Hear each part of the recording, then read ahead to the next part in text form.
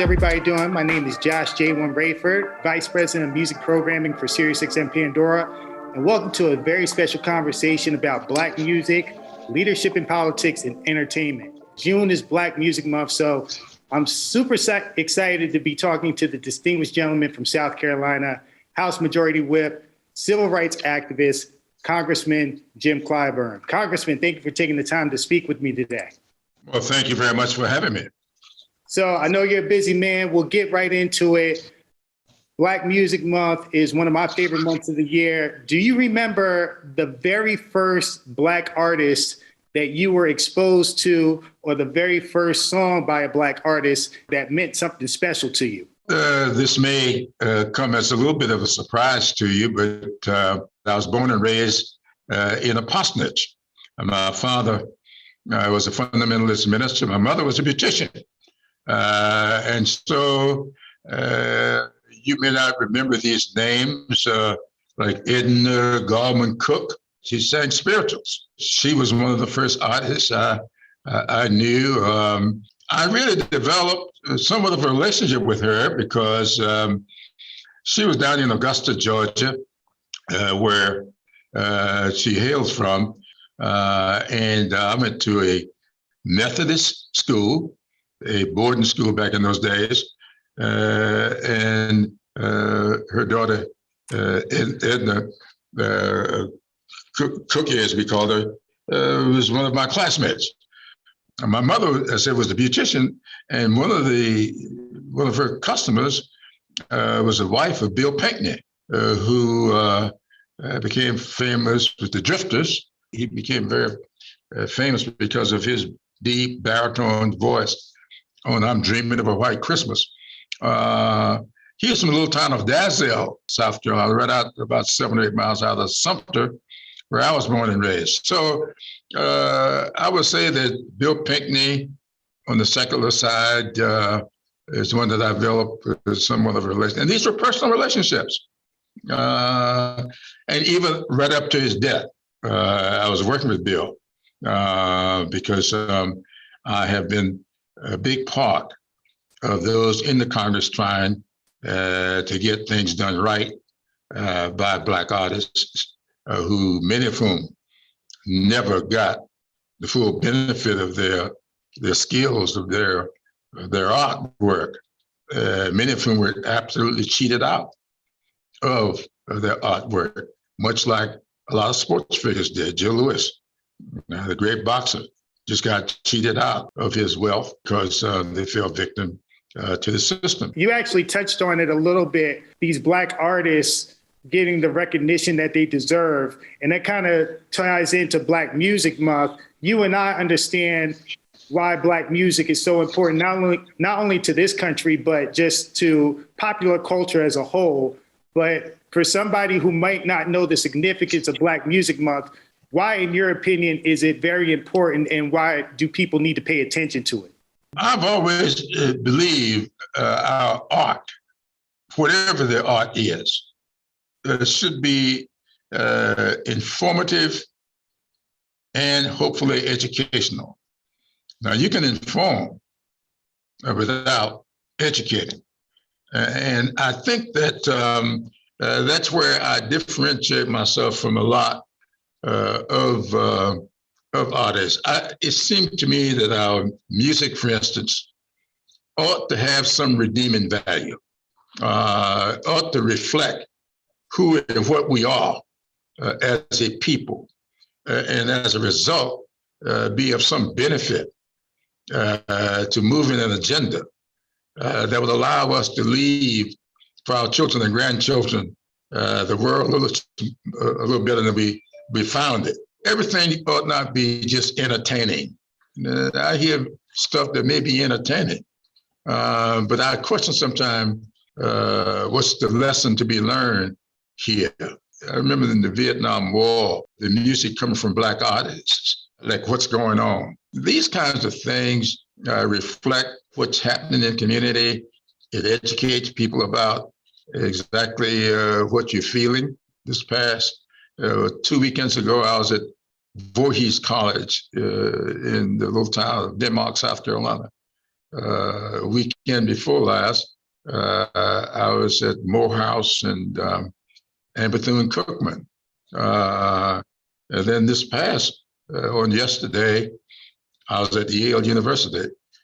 And I'm listening to people on these campuses, and it's amazing to me, the anxiety that exists on these campuses now as to what's happening in the country.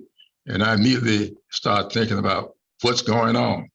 I would love for some of our artists to take a look, go to these campuses and talk to some of these students, black and white, young and old, rich and poor, and start treating us to a little education about what's going on. Man, that's real, Congressman. And as a graduate of Morehouse College, I appreciate you going to my alma mater. Well, you know, my district director is a Morehouse College graduate. When I walked in the office this morning, he looked at me and says, "You look different today." I said, "What's going on?" He said, "You look like a Morehouse man today." Well, you Morehouse people, I've told everybody that said anything to me about that. I said, "Let me tell you something. From what I've heard about Morehouse men, I hope I don't fall victim to that disease of not being able to be told anything." That's just a rumor, Congressman. You know, we're very humble servants, but we're very confident at the same time. You got that. You got a lot of confidence. No question about that. Absolutely. Absolutely. I do want to pick your brain for a second. You know, as a young Black executive in the music business, what message should I be passing on to my colleagues or other artists? You know, here in South Carolina, people ask me things sometimes, and I always revert back to our state's motto. It may not have been intended for me, but South Carolina's motto is, "As I breathe, I hope." You look at Barack Obama's campaign, no one ever saw it coming, but he was able to build a certain amount of hope in people. I mean, that was his big thing, hope. You can't lose hope. And I think that that's the threat now, that people are teetering. I say the country is teetering on edge. I think that people are losing hope. You know, it's one thing to say this country is not where it ought to be. It'll never be a perfect country. We're always in pursuit of perfection. That's what we say, to build a more perfect union. That's why we exist. But you can't do that if you lose hope. There's got to be hope that the future is going to be better. And that's where we're having a challenge today. And that would say to you and all other artists, you know, if on this campus, see what you can do in your music to lay a foundation upon which hope can be built, and inform and educate, and people ought to come away after listening to your song saying, "Hey, that reached me, and I can build on that. I can learn from that." That's my advice: to look on the bright side, look toward the future. You know, I enjoy sometimes listening to Hootie of Hootie and the Blowfish. I know that's not his real name. I know him. He's from Charleston, from my district.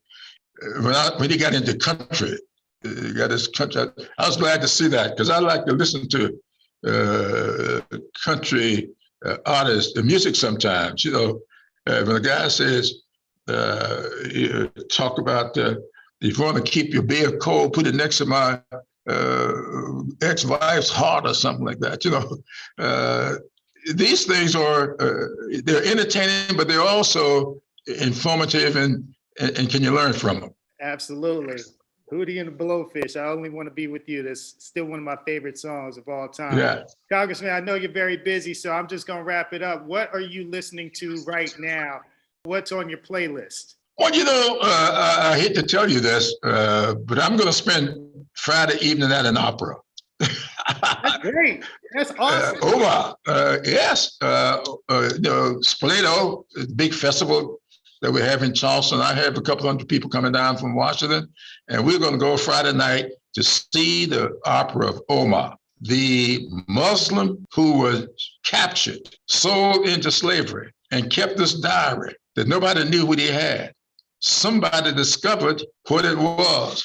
It turned that into an opera, and hopefully I can get something from this opera Friday night that will cause me to be a better person, and hopefully maybe I can help instill a little hope in people.